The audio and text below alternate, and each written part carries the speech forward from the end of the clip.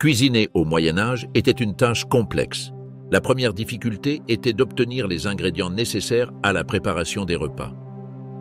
Comme il n'existait rien de semblable au supermarché, la majorité des familles appartenant à la classe paysanne et pauvre devaient subvenir elles-mêmes à ses besoins, c'est-à-dire produire sa propre nourriture.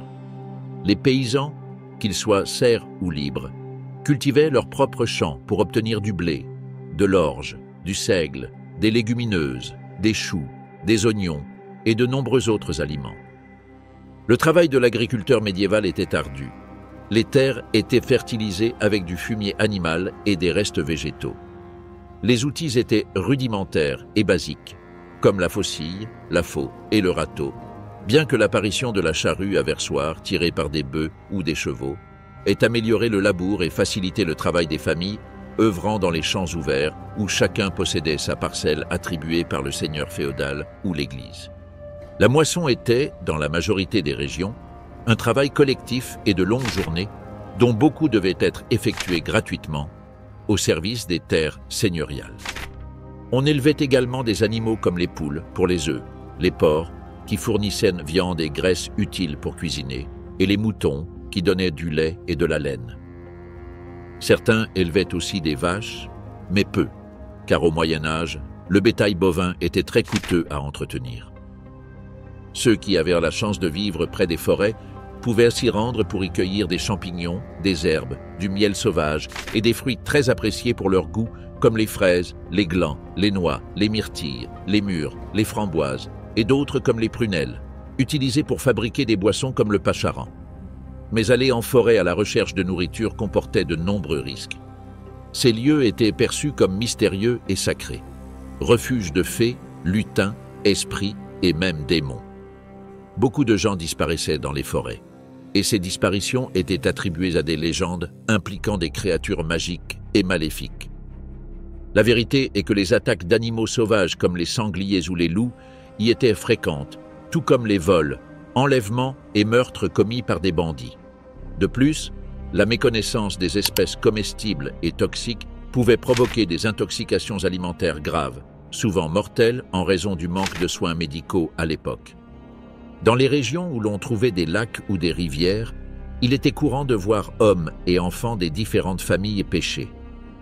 C'était une activité commune, et le poisson un aliment hautement valorisé, surtout dans l'Europe médiévale, où l'Église imposait plus de 100 jours de jeûne par an. À cause de cette règle religieuse, les gens devaient remplacer la viande par du poisson comme la carpe, le brochet, le saumon ou l'anguille. La pêche n'était pas un loisir, mais une tâche essentielle à la survie d'une famille ou même de communautés entières. C'est pourquoi, en plus de l'utilisation habituelle des cannes à pêche et des hameçons, on recourait à des méthodes comme les filets traînants ou en entonnoir et à des pièges en osier ou en bois pour obtenir un maximum de poissons. Plus tard, on construisit des barrages et des écluses pour capturer les poissons en migration. Dans des lieux comme les monastères, les moines et les nobles faisaient construire des étangs ou des viviers pour élever des carpes et ainsi garantir une source constante d'aliments. Cependant, bien que les hommes et les femmes de cette époque fussent très compétents pour satisfaire leurs besoins, tous ne pouvaient ni cultiver, ni récolter, ni pêcher tout ce qu'ils nécessitaient pour survivre. Pour obtenir les provisions nécessaires à la préparation d'un repas convenable pour l'époque, ils devaient se rendre aux marchés locaux organisés sur les places. Là, les paysans et artisans avaient l'occasion de vendre leurs produits ou de les échanger contre d'autres. Ainsi, le producteur d'œufs obtenait du pain et le boucher échangeait ses poulets et porcs contre des légumineuses et des légumes. Dans de grandes villes comme Londres ou Paris, il existait des boutiques où l'on pouvait acheter ou échanger de la nourriture. Boulangeries, boucheries ou poissonneries étaient réparties dans toute la ville, proposant leurs produits à des prix régulés par les guildes correspondantes. Dans une société médiévale divisée en 3 groupes sociaux bien distincts, noblesse, clergé et peuple, ce dernier se rendait aux marchés et boutiques pour satisfaire ses besoins alimentaires. Quant aux seigneurs féodaux et à l'Église, ils ne se rendaient pas au marché, mais recevaient des aliments sous forme de tribut, de loyers ou de dîmes provenant des productions de leurs vassaux. Les châteaux des nobles possédaient souvent des réserves de grains, viande salée, vin et autres vivres produits par les paysans. L'Église, pour sa part, obtenait sa nourriture en cultivant ses propres terres avec l'aide de paysans, qui devaient ensuite lui remettre 10% de leur récolte comme dîme.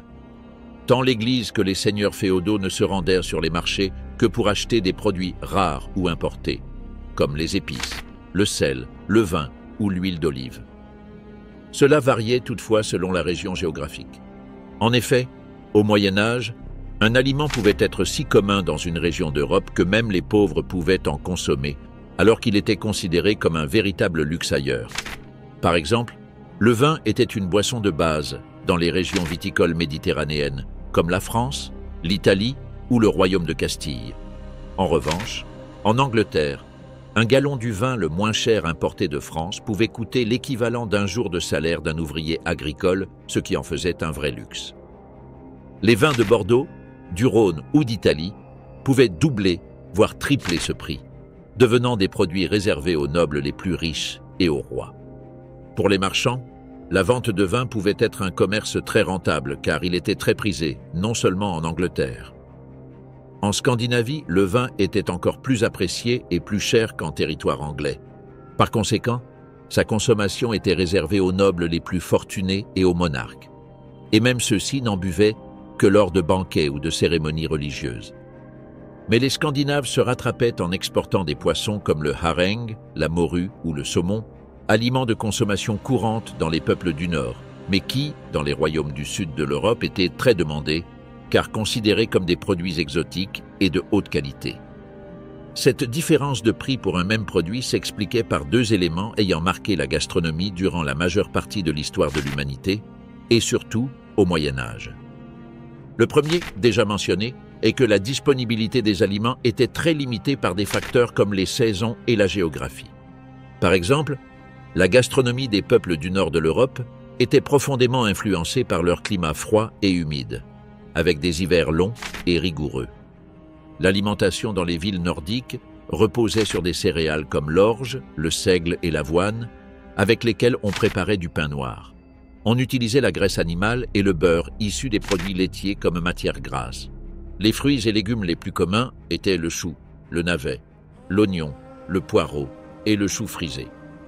On consommait beaucoup de fromage, et les viandes les plus répandues étaient les poissons comme le hareng et la morue, mais aussi le porc. Les aliments étaient assaisonnés avec des herbes sèches comme le genévrier et la moutarde, et on buvait surtout de la bière et de l'hydromel. En revanche, la gastronomie des peuples du bassin méditerranéen reposait principalement sur les céréales, en particulier le blé. La bouillie, les gruaux, les pâtes dans la région italienne, et plus tard le pain, devinrent des aliments de base fournissant la majorité des calories.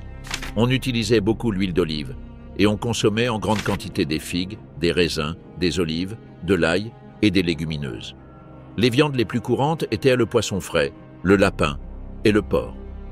Les plats étaient souvent assaisonnés avec des herbes fraîches comme le romarin, le thym et le laurier. Les épices comme le poivre et la cannelle étaient de véritables luxes au Moyen Âge, importés de contrées aussi lointaines que l'Inde, ce qui en réservait l'usage à la noblesse, aux hauts membres du clergé et aux riches marchands. Ce qu'aucune personne n'a mangé au Moyen Âge, en revanche, ce sont des aliments comme la tomate ou la pomme de terre, car ceux-ci furent introduits en Europe après la rencontre de colons avec les civilisations américaines, un événement que certains historiens considèrent comme la fin de cette période historique. Le second facteur ayant influencé de manière décisive l'alimentation des hommes et des femmes du Moyen Âge fut la conservation des aliments. En effet, comme nous l'avons vu, la nourriture était difficile à obtenir et si elle n'était pas consommée rapidement, elle risquait de se détériorer. Pour éviter cela, on employait diverses techniques aussi variées que créatives. Par exemple, la viande était un aliment très précieux au Moyen Âge. Ainsi, dans les régions du nord de l'Europe, il était courant de la recouvrir de sel. Cette technique, appelée salaison, permettait de conserver la viande en la déshydratant partiellement, empêchant ainsi la prolifération des bactéries tout en préservant sa saveur.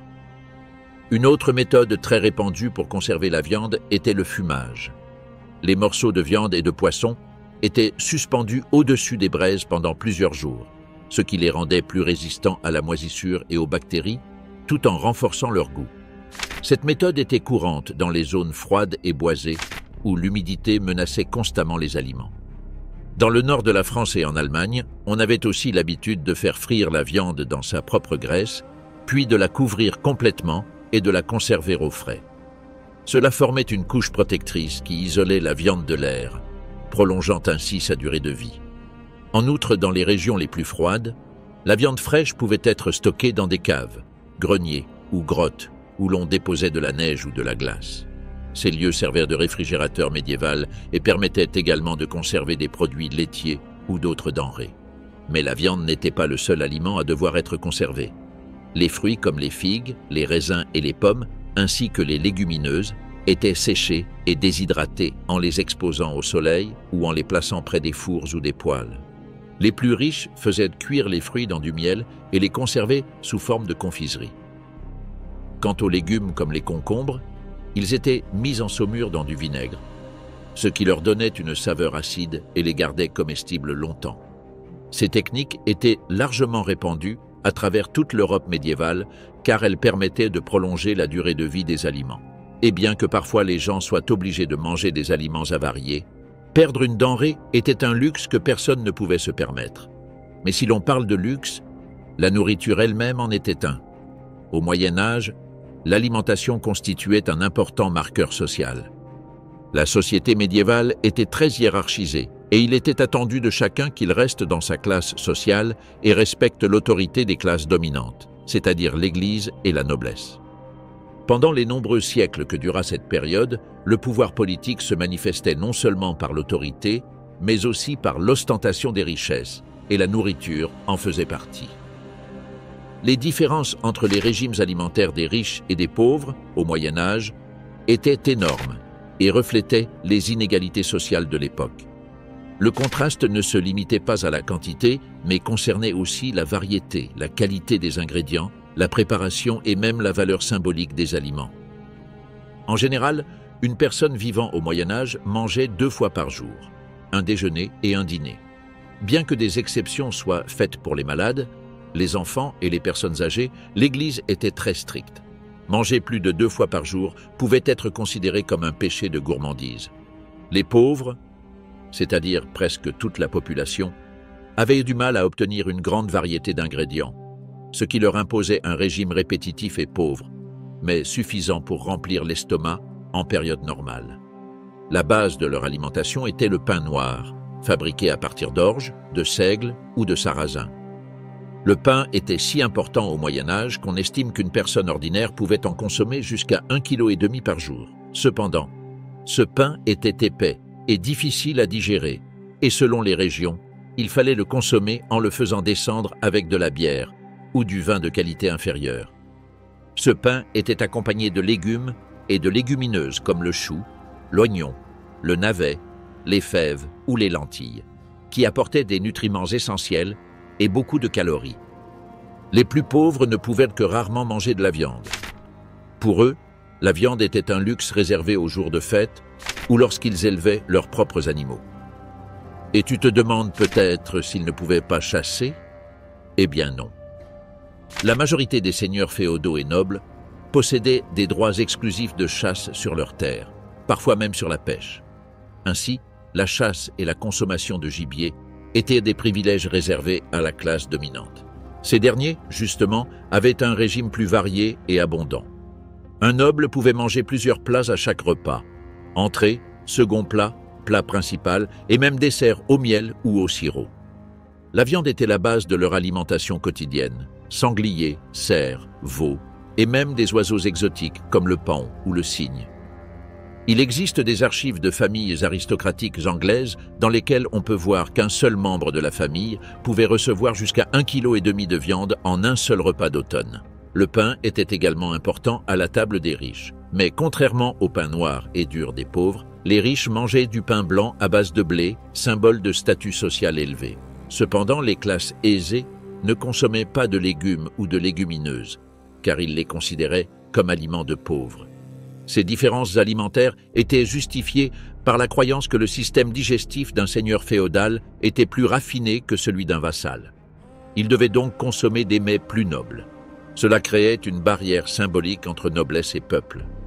Mais à la fin du Moyen Âge, surtout après la peste, les marchands commencèrent à accumuler des fortunes qui rivalisaient avec celles des nobles. Voyant les roturiers riches imiter leurs habitudes alimentaires, les nobles lancèrent des campagnes contre les dangers d'une alimentation inadaptée à sa classe sociale. Mais comme cela ne suffisait pas, des lois somptuaires furent promulguées pour réglementer la quantité et la variété des aliments autorisés selon la classe sociale. Ces différences sociales se retrouvaient aussi dans la façon de cuisiner. Dans les foyers pauvres, la cuisine se trouvait souvent dans une pièce unique, servant aussi de chambre et de salle à manger. La préparation des repas reposait sur les femmes de la maison. Dans les châteaux, maisons nobles et monastères, la cuisine était généralement séparée du bâtiment principal afin de limiter les risques d'incendie. Les classes aisées disposaient souvent d'un personnel spécialisé pour cuisiner, comprenant aides, marmitons et cuisiniers. Mais dans les foyers riches comme dans les plus modestes, les cuisiniers étaient limités par les outils et les ingrédients disponibles. Rôtir la viande était le mode de cuisson favori des plus fortunés. On utilisait un feu ouvert et des broches en bois ou en fer. Cette méthode convenait pour le gibier comme le sanglier, le cerf, l'agneau ou des oiseaux comme le cygne ou le paon. Dans les châteaux, les serviteurs tournaient les broches à la main ou grâce à un système de poulies. Il était aussi courant de faire bouillir ou mijoter les aliments pour préparer bouillon, soupe ou ragoût, enrichis de légumes, d'épices et même de pain rassis. Dans les monastères, les maisons nobles et les villes avec des boulangeries, la cuisson au four était fréquente. Les fours, en terre ou en pierre, étaient chauffés à la braise, puis on y faisait cuire pain, tourtes, tartes et pâtisseries. Les pauvres, quant à eux, faisaient souvent des ragoûts en mettant tous les ingrédients dans une seule marmite, dont ils se nourrissaient plusieurs jours. Les riches, disposant de plus d'ingrédients, pouvaient préparer des plats plus élaborés, avec sauce, couleurs et décoration. Dans les cuisines des classes aisées, les fruits étaient cuits dans du miel ou du sucre, ce qui permettait de les conserver et d'en faire des desserts très prisés.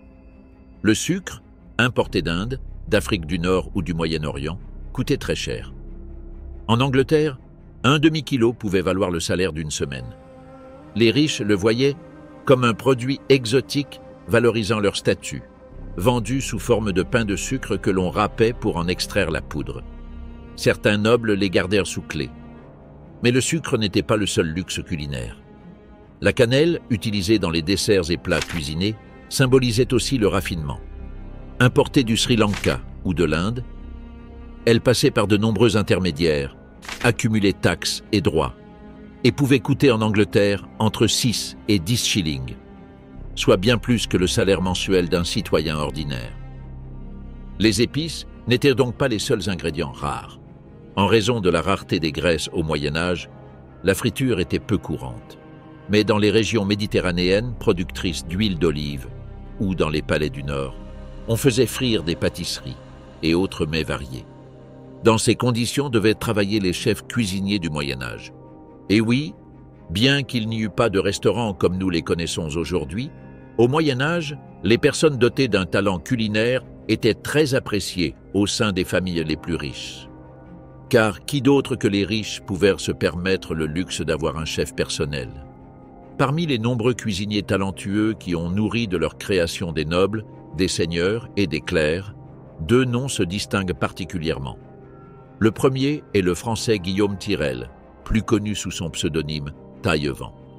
Guillaume est né en 1314 et la première trace biographique que l'on a de lui est un document dans lequel il est mentionné en tant qu'apprenti cuisinier lors du couronnement de Jeanne d'Évreux, épouse du roi Charles IV. Cependant, peu de choses sont connues sur les 2 premières décennies de sa vie, bien qu'on puisse supposer qu'il les ait consacrées à perfectionner ses compétences culinaires.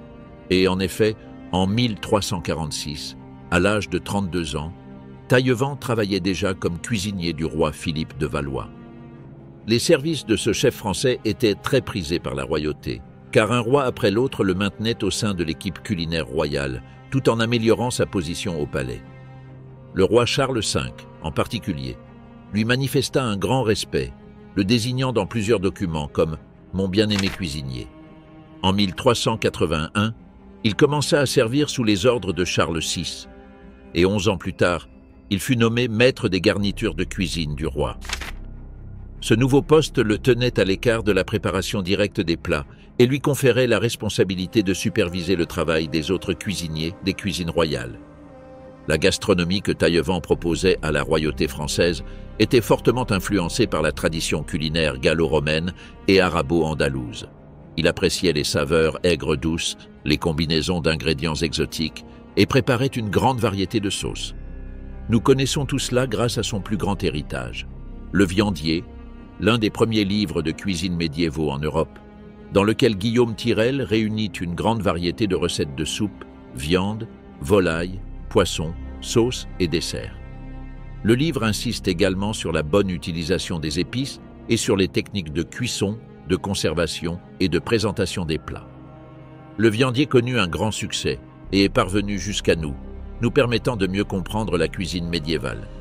C'est pourquoi de nombreux chefs français modernes considèrent Taillevent comme une figure fondatrice de la culture culinaire française. Mais il ne fut pas le seul chef célèbre du Moyen-Âge, ni le seul auteur de livres de cuisine. En Italie, Martino de Rossi, plus connu sous le nom de Maestro Martino da Como, réussit à devenir le plus grand gastronome du XVe siècle.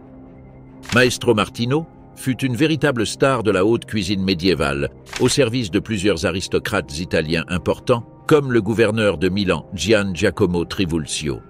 Mais sa plus grande renommée arriva lorsqu'il servit au Vatican, en cuisinant dans le palais du patriarche d'Aquilée.